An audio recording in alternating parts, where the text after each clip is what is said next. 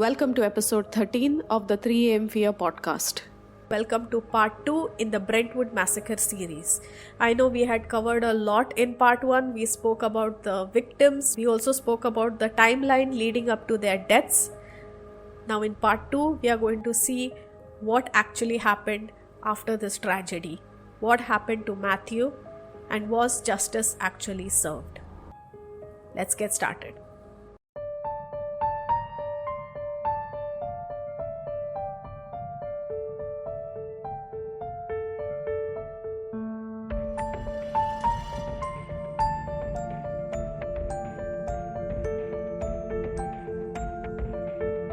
Hello and welcome to the 3am Fear podcast. I'm Nikita Ferrao, mystery and thriller author. On this podcast, I talk about real crimes and real people. Due to the graphic nature of some of this content, listener discretion is advised. You can find the episode show notes on my website 3amfear.com. Let's get started.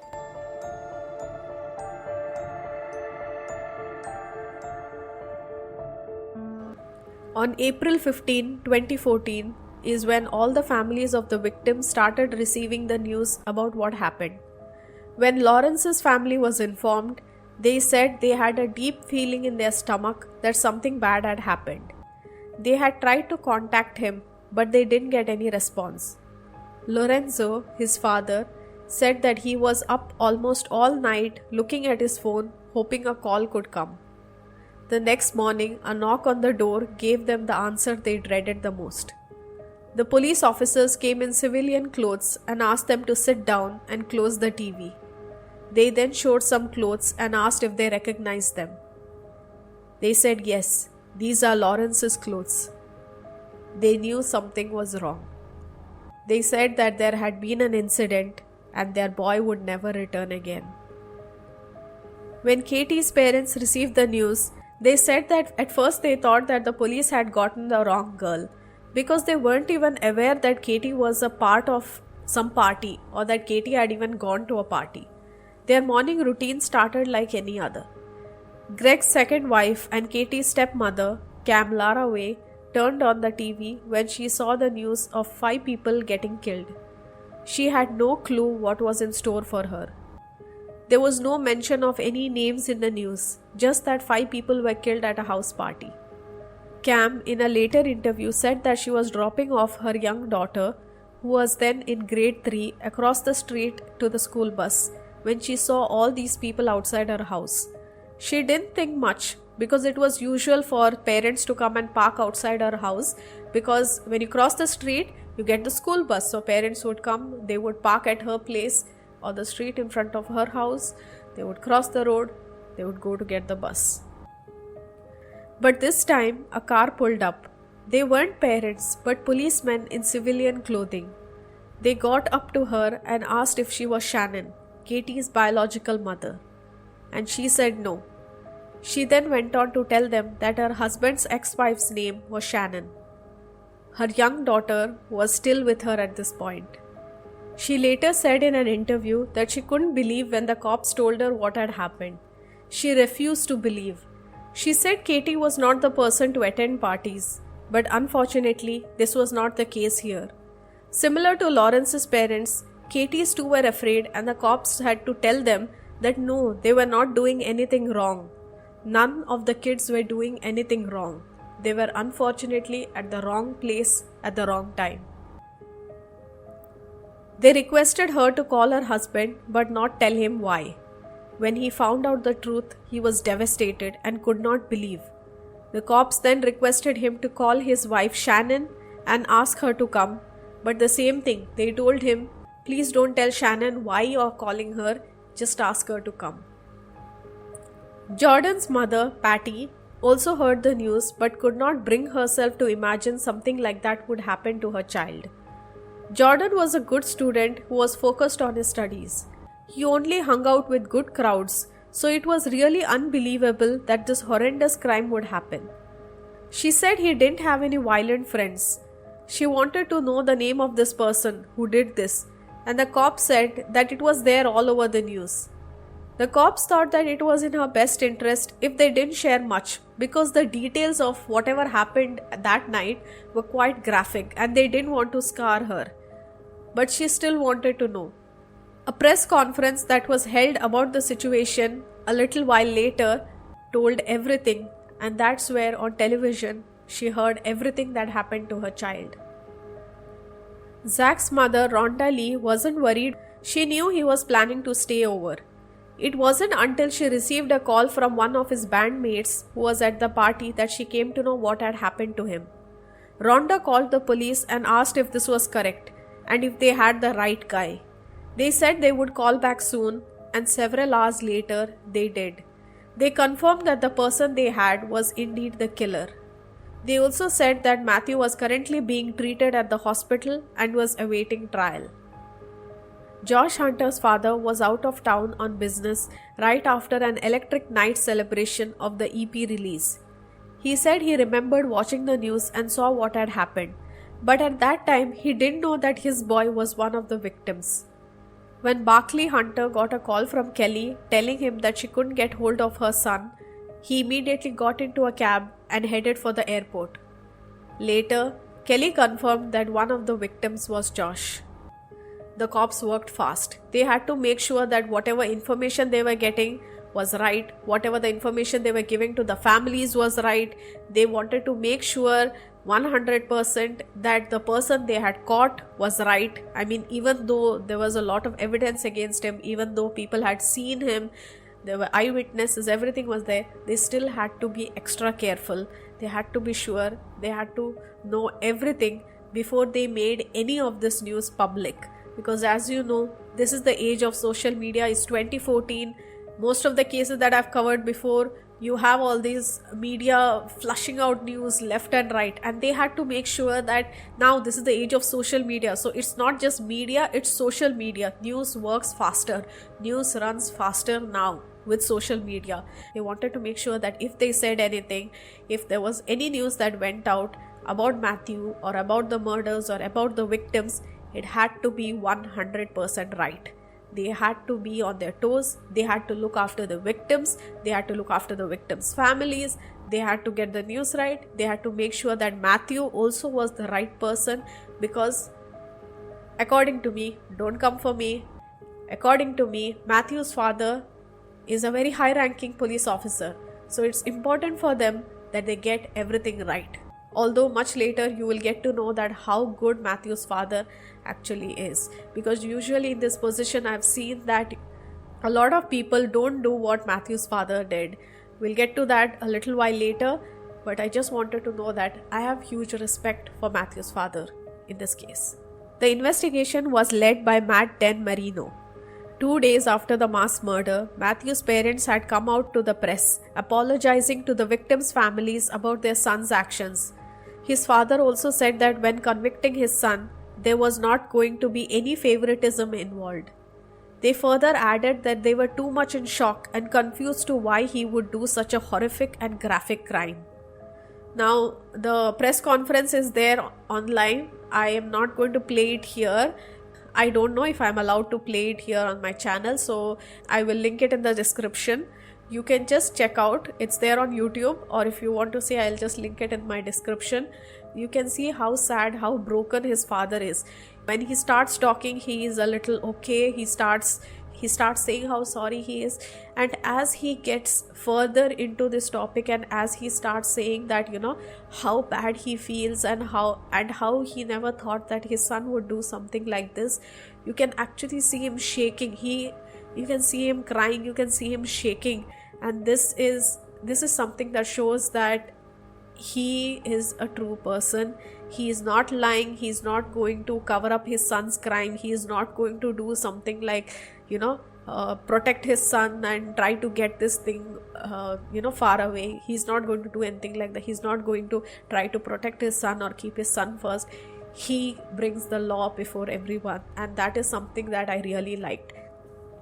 As a father, I feel bad for him. As a father, of course, I feel bad for him because he has lost so much. But also as a police officer, he's doing his duty. I have full respect to him. On Friday, April 18, 2014, 3 days after their children were killed, the families of the 5 victims were brought together as a group for the very first time. Calgary police arranged for a special meeting. It was the first of many. The meetings brought out a lot of pain, and families seemed to comfort each other as they had each lost someone very close to them. Calgary University had memorials for the victims, and some of Matthew's friends even attended these memorials. They were just as shocked as everyone. There was a lot going for Matthew. He had good grades, he had just gotten accepted into law school, he was on the track team in college. His life was just too perfect for him to do something like this. He was in fact very happy. He seemed very happy until he started with all his Facebook posts and he started talking about death and Satan and Medusas and vampires and carrying around garlic. He was a different person. He was an A-grade student. He was an amazing person and an amazing friend. No one knew suddenly what happened. It's just something just snapped, and one fine day, Matthew was a completely different person.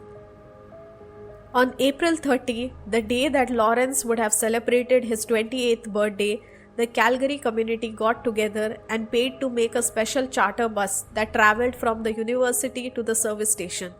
They called it the Lawrence Hong Express. This was because of Lawrence's passion to become a transit planner.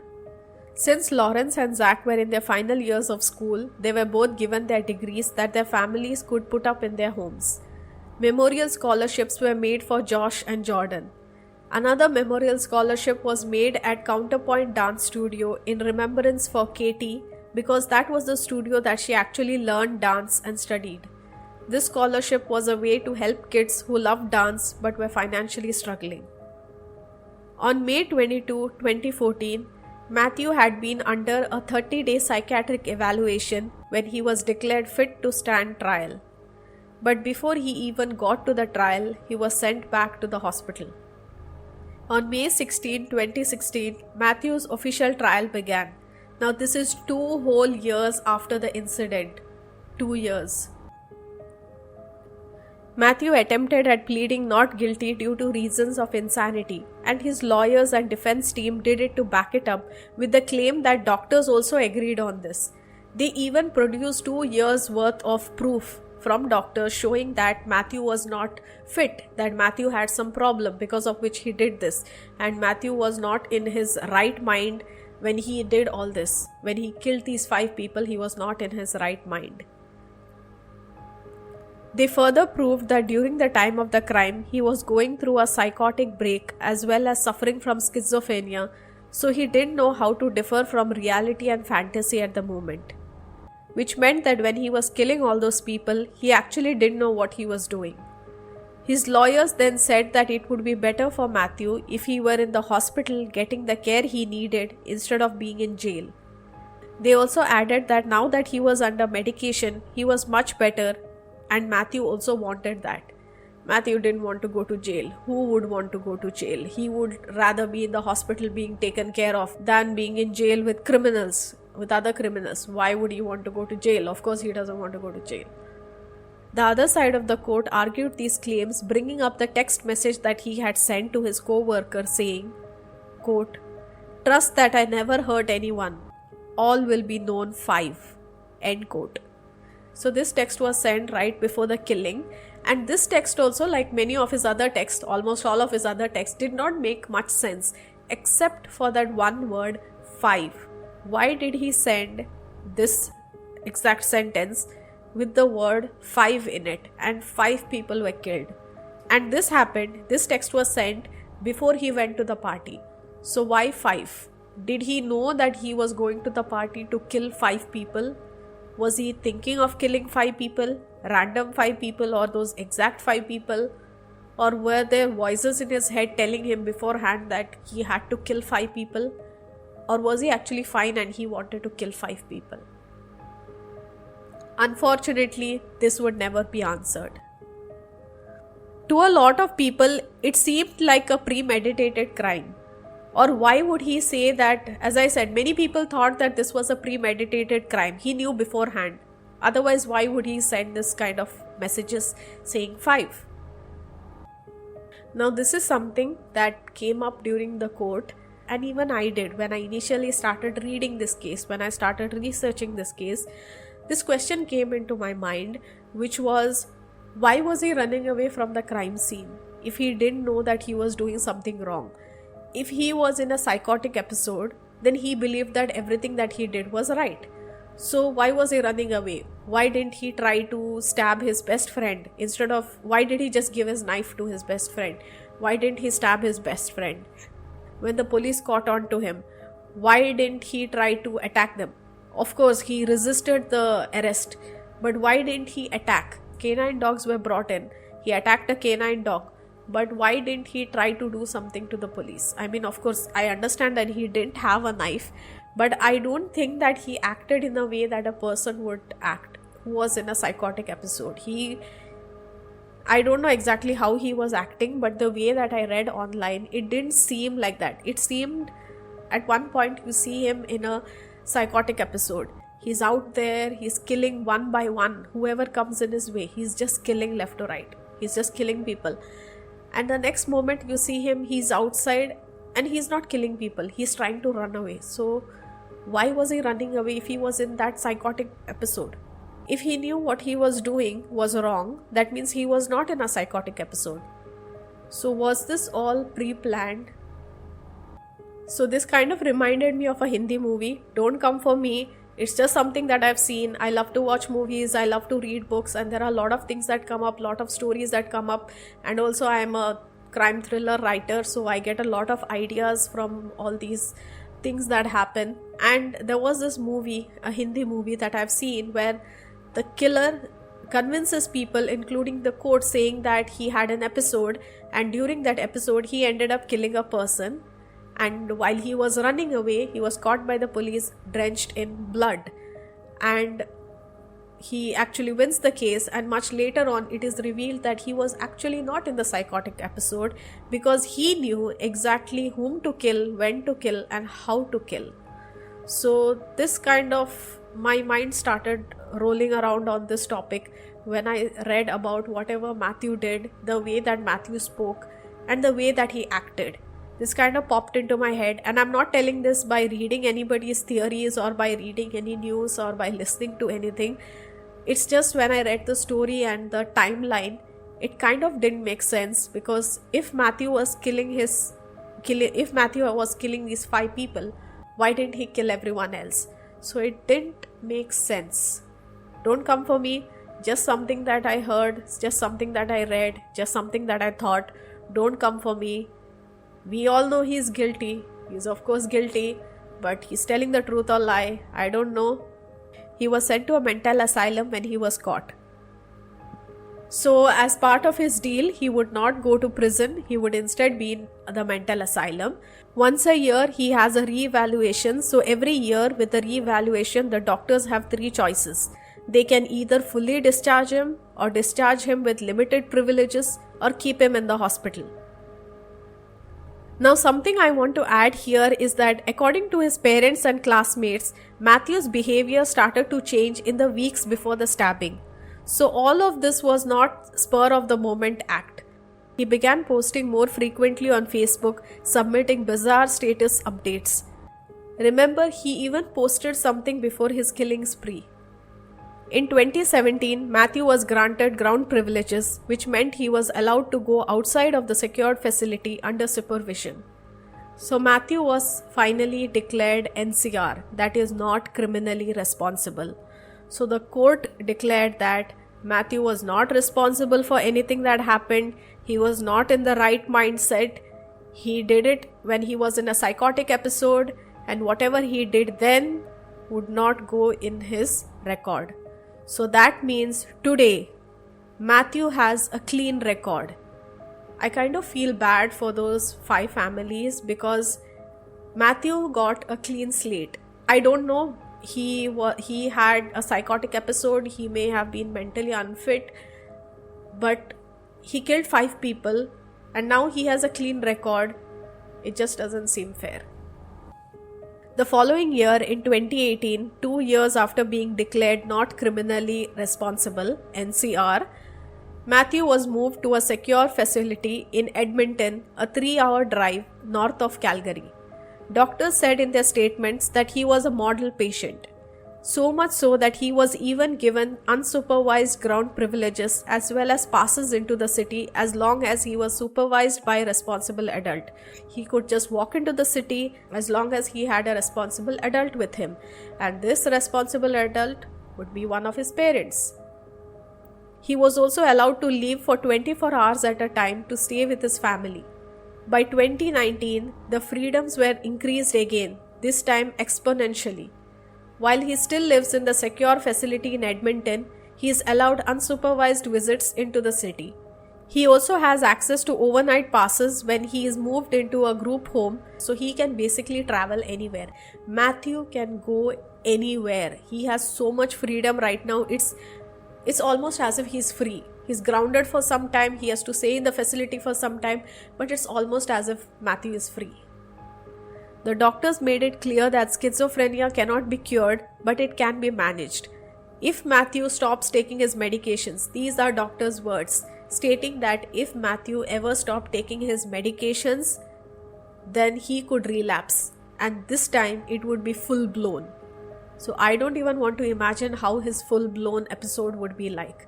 Killing 5 people at once was something, but a full-blown episode, I don't even want to imagine how his full-blown episode would be like.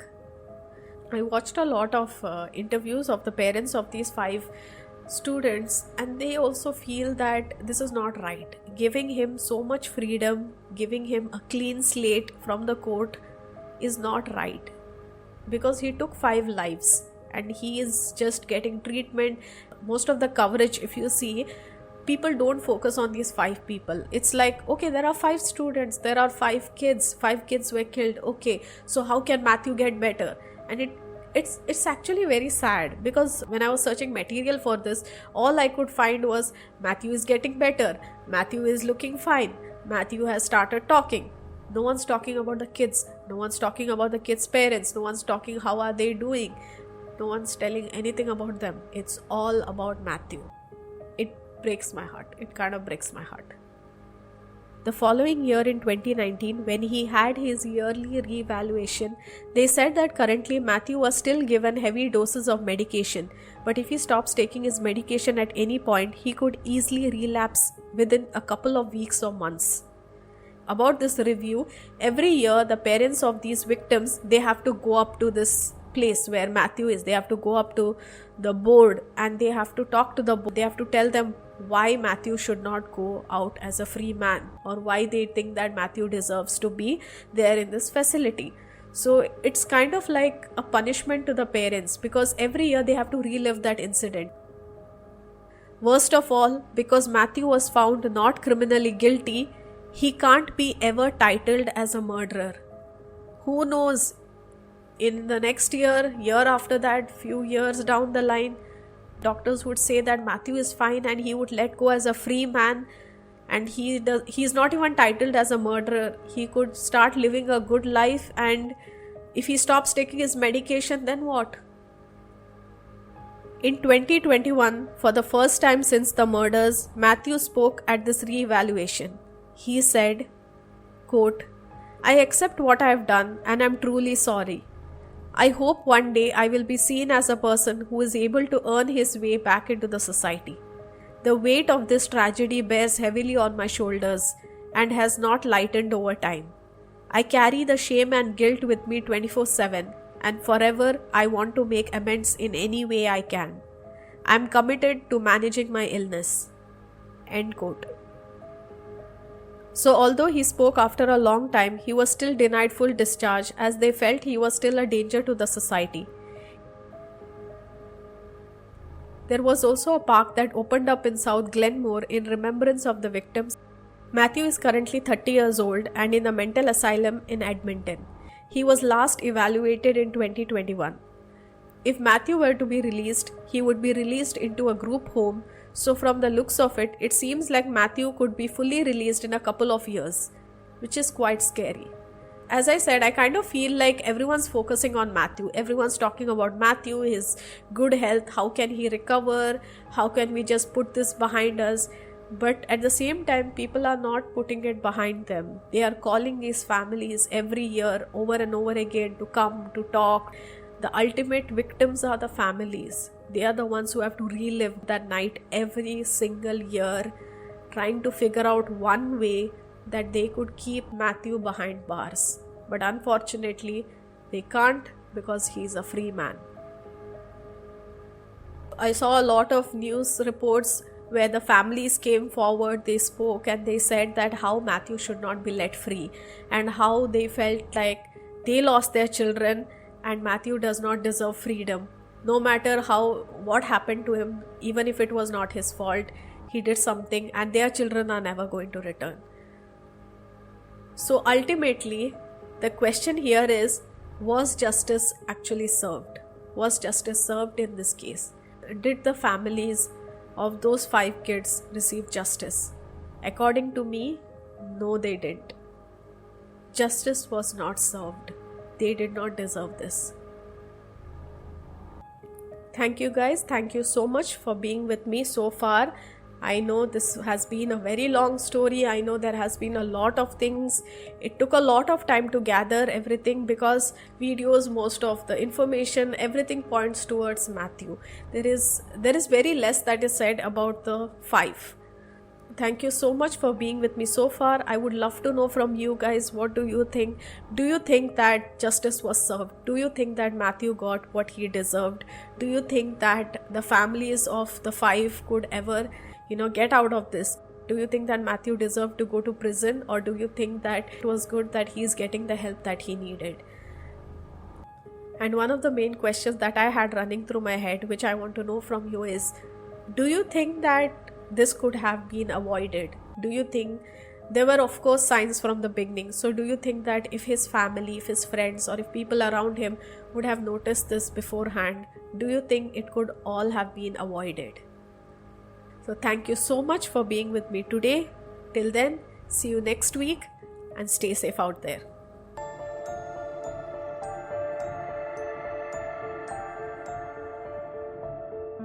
That's it for the day. Thank you so much for being here. Don't forget to follow me on social media, especially Instagram. The links are in my description box. You can also find the episode show notes on my website 3amfear.com. If you love reading thrillers, you can now check out my free ebook available on my website.